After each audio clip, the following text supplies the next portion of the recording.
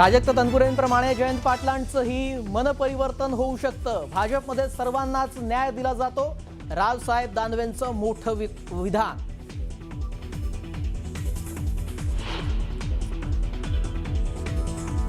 अब्दुल सत्तारांच्या मुलाला अर्ज मागे घ्यावाच लागेल। 4 तारखेपर्यंत सर्व चित्र स्पष्ट होईल। समीर सत्तारांच्या बंडखोरीवर रावसाहेब दानवेंचा दावा।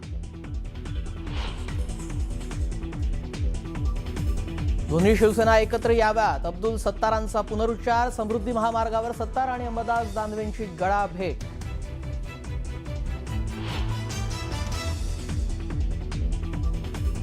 ज्यांना महायुतीत गेल्याचा पश्चाताप झाला असेल त्यांनी मातोश्रीवर यावं। संजय राऊतांशी अब्दुल सत्तारांना खुली ऑफर।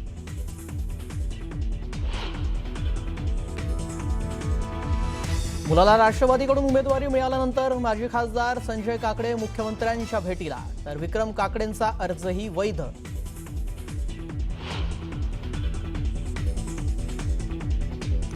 महायुतीतील राष्ट्रवादी सेनेची अवस्था दात मसलेल्या वाघासारखी। रोहित पवारांची शिंदेंची सेना आणि अजितदादांच्या राष्ट्रवादीवर टीका।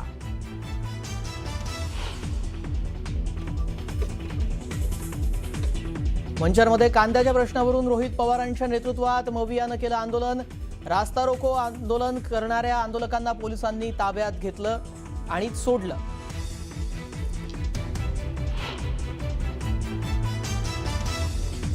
मुंबईतल्या आरे कॉलनीमध्ये असलेल्या अवैध दर्ग्यावर तोडक कारवाई। मोठ्या प्रमाणावर पोलीस बंदोबस्त तैनात।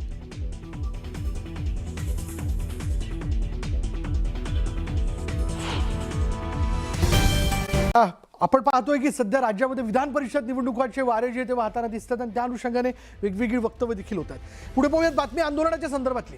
राष्ट्रवादी काँग्रेस शरदचंद्र पवार पक्षाचे आमदार रोहित पवारांनी महायुतीमधील अंतर्गत राजकारणावर टिप्पणी केली आहे। अजित पवारांचा पक्ष किंवा शिंदेंची शिवसेना भाजपला सोडणार नाही। जर आज अजित पवार असते तर त्यांनी भाजपला सोडलं असतं आणि 2029ला मुख्यमंत्री झाले असते।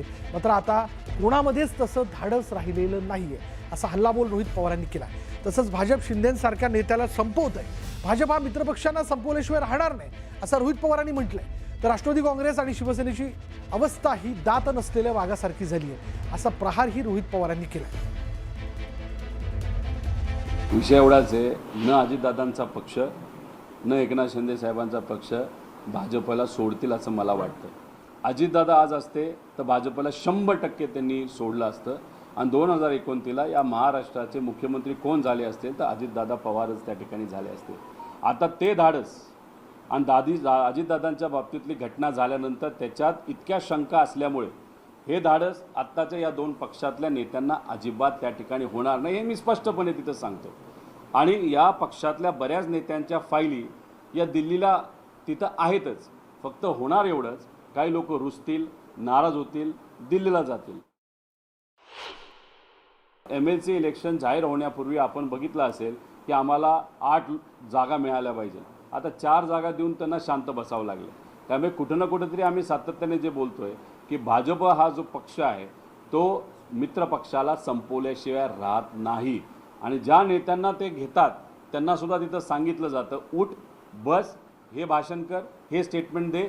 सोशल मीडिया अकाउंटसुद्धा जे काँग्रेस आणि आमच्या पक्षातून भाजपमध्ये गेलेले नेते आहेत त्यांचं सोशल मीडिया अकाउंटसुद्धा भाजपच्या कार्यकर्ते नाही तर RSSच्या कार्यकर्त्याकडनं त्या ठिकाणी हँडल केलं जातं।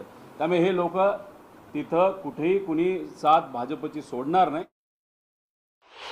या महाराष्ट्रावर जेव्हा अन्याय होतो, सामान्य लोकांवर अन्याय होतो, आम्ही अस्वस्थ होतो, पण आम्ही सत्तेत नाही ना गेलो, आम्ही रस्त्यावर उतरलो।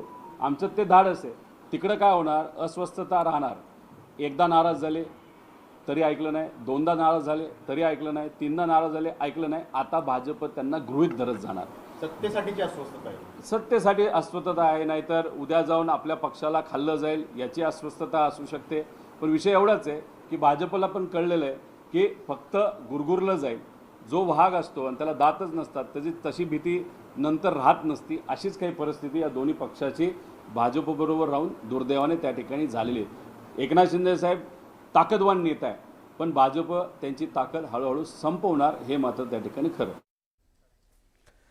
मुंबईतल्या आरे कॉलनीमध्ये असलेल्या अवैध दर्ग्यावरती तोडक कारवाई करण्यात आली. आरे कॉलनीच्या गेटवर हा दर्गा होता आणि 50 वर्षांपासून हा दर्गा तिथं होता अशी माहिती मिळते. ही तोडक कारवाई करताना मोठ्या संख्येनं पोलीस तिथं तैनात होते.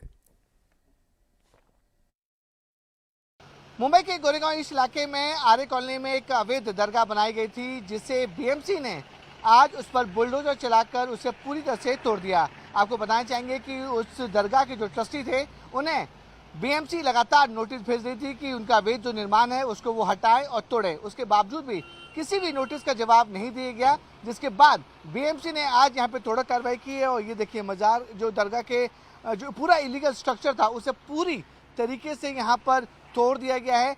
एक एक जो पिलर है उसे अब यहाँ से हटा दिए गए हैं. और बीएमसी के जो लोग हैं आप साफ तौर पे देख सकते हैं किस तरीके से तोड़क कार्रवाई में अभी भी यहाँ पर हिस्सा ले रहे हैं. और पूरा का पूरा जो अवैध दरगाह था उसे तोड़ दिया गया है. अगर मैं आपको दिखाऊं तो बुलडोजर एक्शन अभी भी यहाँ पर साफ तौर पर देखा जा सकता है, क्योंकि पुलिस प्रशासन जो है वो काफ़ी ज़्यादा यहाँ पर तैनात है ताकि लॉ एंड ऑर्डर सिचुएशन कोई ख़राब ना हो. उसके बाद जो अंदर पूरी तरीके से जंगल का इलाका है, ये जंगल के बीचों बीच इस दरगाह को यहाँ पर बनाया गया था.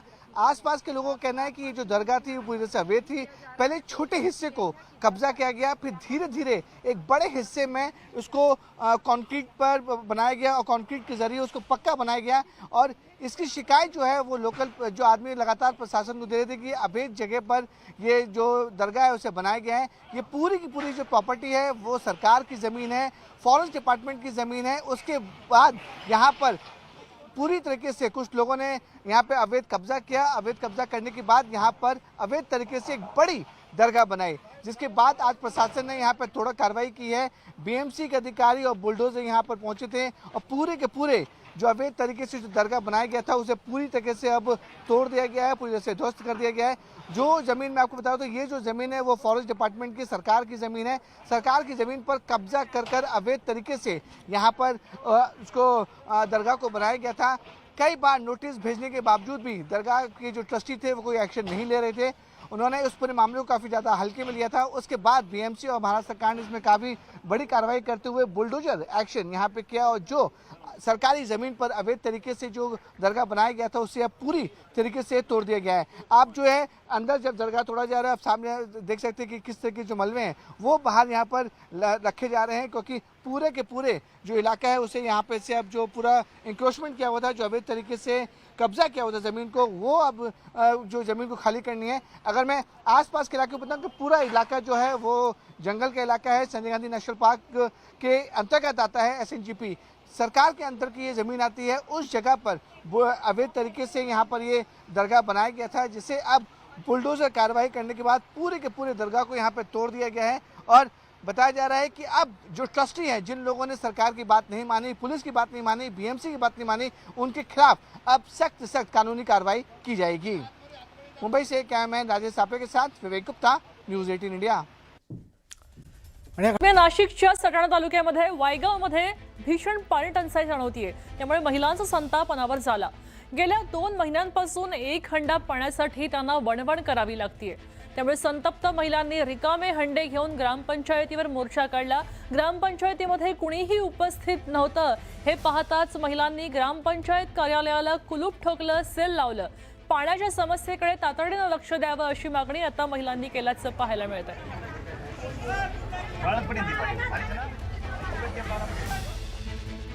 वायगावला 3 महिन्यापासून पाणी नाही. पाणीचे खूप हाल आहेत आमच्यावर. शेवटी आम्ही आज पंचायतला कुलूप लावून घेतलं. तिथं पंचायत भरली, काही गर्दी जमा झाली.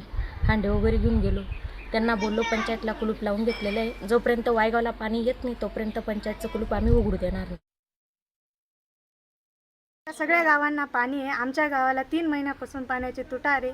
आज ग्रामपंचायतीला कुलूप लावलेलं आहे. आम्ही विकत पाणी घेऊन गुराढोरांना पाणी पाजतोय.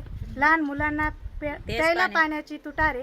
पाणी येत नाही गावात, त्याच्यामुळे पंचायतीला कुलूप. 50 रुपये ड्रम, एक ड्रमात पण 50 रुपयात एकच ड्रम पाणी भेटतं आम्हाला.